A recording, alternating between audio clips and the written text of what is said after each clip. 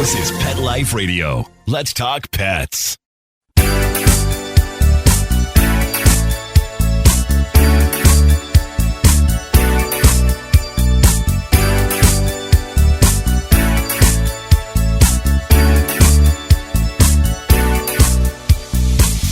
Hello, you're listening to Animal Party on Pet Life Radio.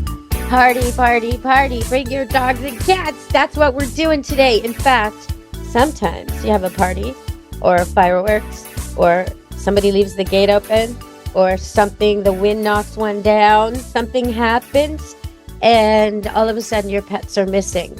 And you start posting on Facebook and you start calling everybody and you put signs up in the neighborhood. And there's this feeling of dread that takes over your whole family as you hope your dog or cat isn't like harassed by coyotes or killed on a road. So what could you do? Well, if you're lucky, like I was when a gate blew over in a windstorm, you find out about a person like Karen Nixon with her dog Halo. Halo, aptly named.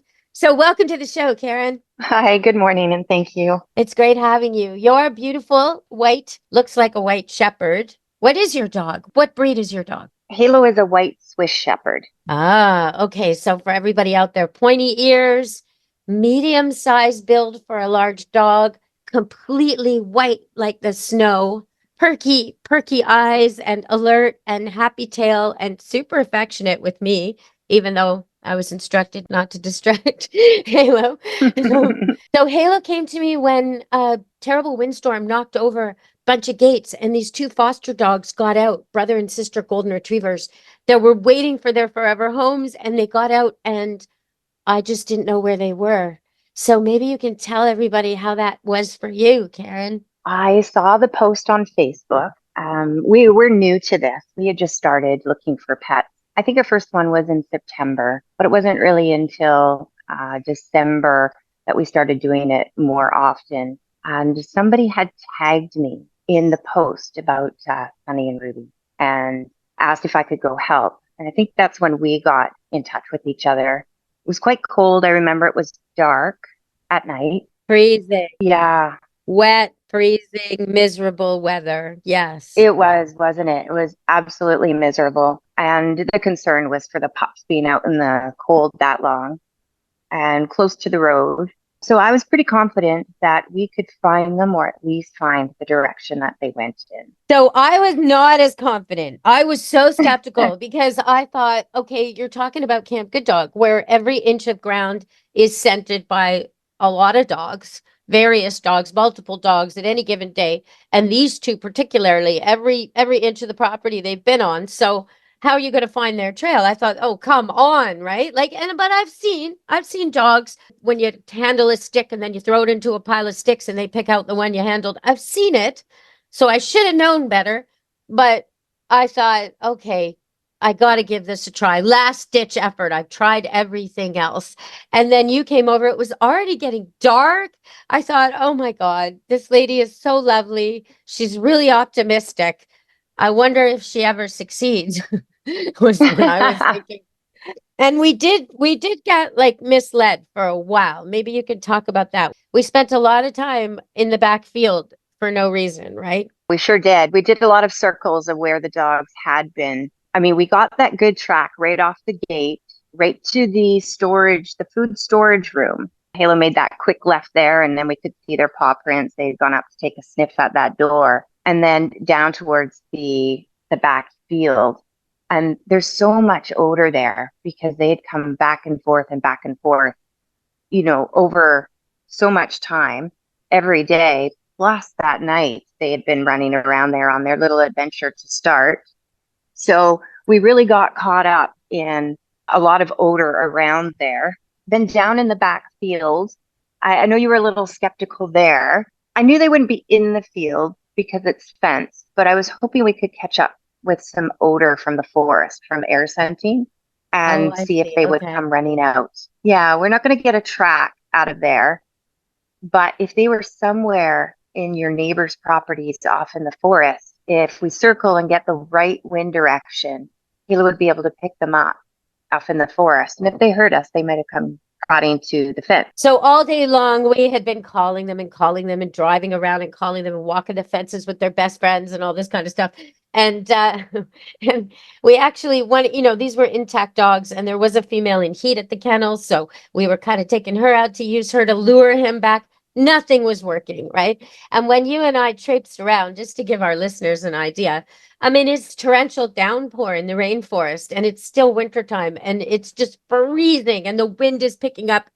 And this lovely woman, Karen, and her beautiful white dog are making me wander around over and over in circles in the pouring rain. And I'm thinking, this is not going to work. But then the dog really got intense, and it started to lead us out of the property, out toward the driveway, and then toward a certain direction. We weren't even halfway across my own property when my golden retrievers started barking back. And they were on the other side of the road. And I'd been telling Karen the whole time, I don't think they'll cross the road because they're scared of cars. They'll stay on the property. And I don't think they'll go anywhere because they love it here. They're foster dogs and they're really bonded to the place. And I just don't think they're going to go anywhere. Well, sure enough, they didn't go anywhere except the ditch across the street from my house, where they were trapped half in water in the freezing cold for hours and hours and hours. So much so that it turned to ice in their coats. And it's because they were afraid of cars that they couldn't cross back. And, we're going to go to break, and I'll tell you the rest of the story. Stay tuned on Animal Party Pet Life Radio.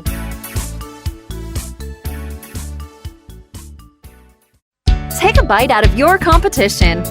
Advertise your business with an ad in Pet Life Radio podcasts and radio shows. There is no other pet-related media that is as large and reaches more pet parents and pet lovers than Pet Life Radio.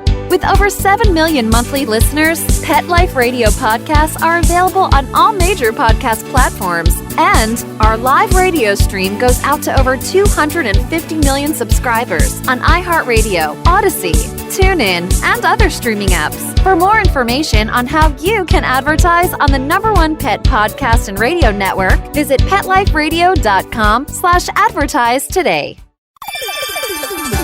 Let's Talk Pets on PetLifeRadio.com.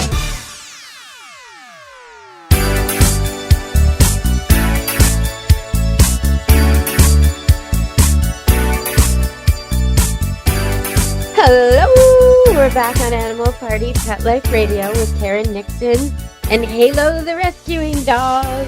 Search and rescue guide dog already.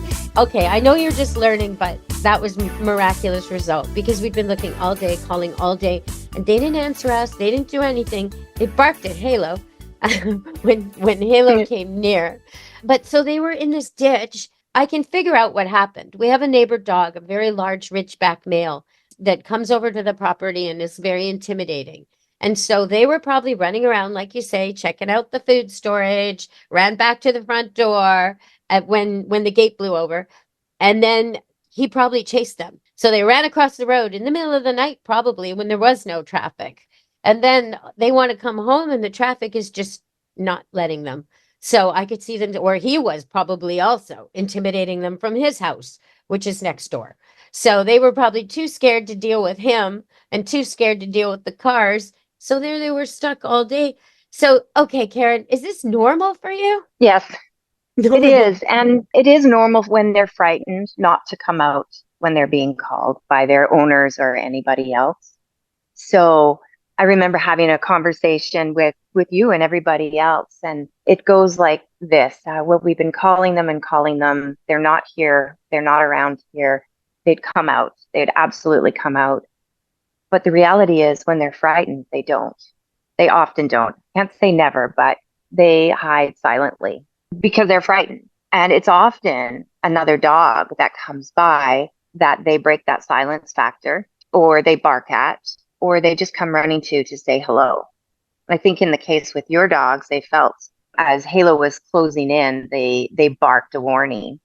I remember that moment. Halo wanted to cross the road, and I was shining my flashlight, and we could hear those dogs barking, and then I saw their eyes in the ditch, and there they were.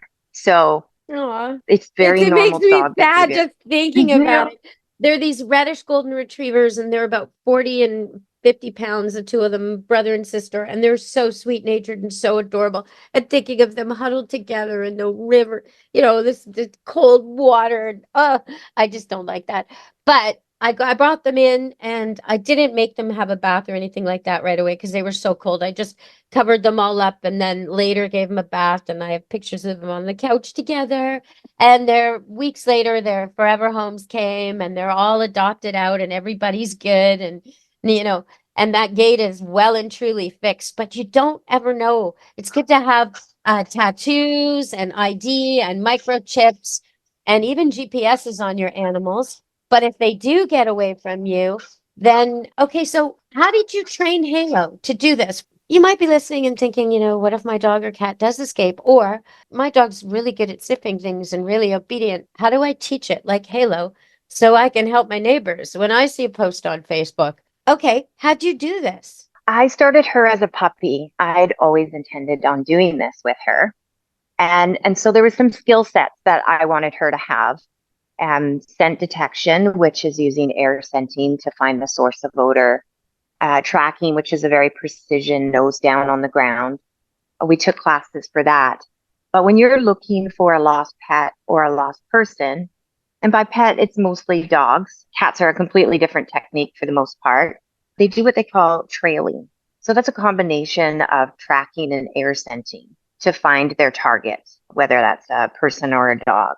And you start it quite easily. And really, honestly, anybody can train their dog to do this. You start with somebody running away with the dog watching. And so they drop something like a sock and they run. And that really incites the dog to want to chase them. And they just duck around a corner. And that's really the baby steps of trailing, is you're building that motivation for them to go find the person that's missing. And you build the motivation by the person running away. They've dropped the scent article. And eventually they don't see the person run away anymore. They just get presented with the scent article. And this is such a fun game for them. And then you just eventually build more criteria. You age the track longer. You make them a little more complicated. You add distractions. You add cross tracks. Off you go. It's probably about 18 to 24 months to train a dog to do this quite well. Wow, you know what I'm thinking? I'm thinking as you say this, way back, like a long, long time ago, I posted on YouTube on Deb wolfe-pet expert, how to teach your dog to find your kids in a hide and go seek kind of game. But it turns out if your kid's ever lost, your dog will find your kid if you tell them. The only thing missing from the game is dropping an item that's scented. Everything else they hide with invisible and they call the dog, and then they hide a little more in a more difficult way. And then they hide before the dog's there until the dog is truly tracking that particular child. And they start with one child and then they work till the next one. And so before long, the dog can find all the kids, by name. So all they have to do to modify that, to make it more of a tracking exercise, is have the kid drop something that they've had in their pocket or that they were wearing, like a handkerchief or a sock or whatever. And that's so good. Okay, so that's how you do that trailing. What about the tracking? Is that something else, another skill, or is that still the same? The trailing is a combination of, so if a dog is tracking, they've got their nose down on the ground and they're following the exact path. But with trailing, they're allowed to cut corners, if you will. So if the wind direction is coming at them and tells them who they're looking for is immediately to their left, they're not going to follow that long track around to get to their target. They'll cut corners, if you will. And the tracking itself is a very precision thing we do. Most people do it for sport. It's nose down on the ground, following the precise trail. And your dog is looking for articles that have been dropped by the person that has laid that trail. So gloves, little tiny items, and the dog has to tell you when they found those items. And usually they're trained to lay down on that item. So that's a skill that we practice with our instructor, Maureen Fielding. And that's really good. First of all, it's good fun, but it's also really good precision work to help your dog learn how to follow the track, what to do when they run out of odor, how to read your dog when they run out of odor, how to circle them to find the outgoing leg. So it's a really good foundation that plays a part in the trailing. okay, it sounds like it takes a lot of work, but you were you warned me, you said, we don't do this professionally, we don't charge anything, we're just volunteers and we might be able to help. And yet, you so helped. So we're going to go to a break and come back and talk about more about this. It's just amazing to me that Halo was able to do this. And I want to know the difference between cats and dogs. Stay tuned on Animal Party, Pet Life Radio. Molly, here's your dinner. Zeus, that's not your food. Don't let that happen to your precious cat. Elevate your cat's eating experience with the Cat Tree Tray. The Cat Tree Tray keeps your cat's food off the floor and conveniently located on the cat tree. It's the perfect way to eat. It's a beautiful wrought iron tray that easily attaches to your cat tree and keeps dogs and other critters out of your cat's dish. A must for multi-pet households. There's a 6-inch tray for large bowls and a 4-inch tray for smaller bowls. Purchase your Cat Tree Tray today. Go right now to cattreetray.com. That's cattreetray.com. CATTREETRAY.com. Let's talk pets Let's talk pets on Pet Life Radio. Pet Life Radio. PetLifeRadio.com.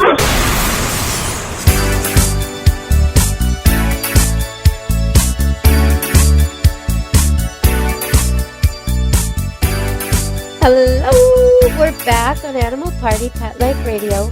So you mentioned it's different when you look for cats. When you look for my dogs, we took a stinky blanket that they'd been in and we let your dog, Halo, sniff it a lot. And I think we even put it where the trail was leading away from the property once she was all excited. But how is it different for cats? Cats are very difficult to track. They cross fences, walk on fences. They go through terrain that we really can't follow a track on. And when we're looking at cats, say the indoor only cat, we can often get a track straight from their door around the side of their house to the shed in the back. So sometimes we can follow a track, but most often we're doing what we call an area search. So we're looking for where the cat is hiding. Indoor only cats or outdoor access cats that aren't feeling well and hiding, or they're trapped in the neighbor's shed. We don't necessarily need to follow the exact route they took to get there. We just need to find where they're hiding. So Halo will do what we call an area search. Imagine the drug dogs that check vehicles. They know that there's something in that vehicle by circling it. Okay. So we do that with Halo. We will go into a yard and we'll basically walk a perimeter. And she'll be air scenting for the most part. If she picks up a track, she'll follow it. But for the most part, she is air scenting to find where Kitty is hidden. And so she's found them under decks, in stacks of tires, in sheds, in garages, in trees. So when she finds them, do you go away and they entice the cat out, or do they lay a live trap? Like, what happens next? Depends on the kitty. Mm-hmm. If we can reach the kitty, then the owners will just reach in and take them out. They can often lure them with some food. This, of course, is after I've taken Halo away and put her back in the van. Other times we do have to use a humane trap. So I'll leave the owner with a trap. I'll set it up for them, leave a camera so that they know when their cat is in the trap. Oh, that's so interesting. Yeah, most of them come out, but some of them are so deep in there and not ready to come out. We have to problem solve once we took the boards off a deck to get them out. Other times, yeah. No, that was Gumper. He was so deep under that deck that we just pulled the boards off. Well, the family did, and we're able to retrieve him that way. So we've been talking to Karen and Halo about search and rescue for lost pets. And I'm going to ask her to come back and do another show because we've run out of time, everybody, but it's just too good. All right. So thank you so much, Karen Nixon. Thank you for coming to the show. I know we're going to post some pictures of Halo, of course, and you, and maybe some bio information and maybe some links to how people can train their own dogs this way. That would be great. All right, everybody. From me, Deb Wolfe and Animal Party and Pet Life Radio, and Karen Nixon, be good to your animals. Let's Talk Pets, every week on demand, only on PetLifeRadio.com.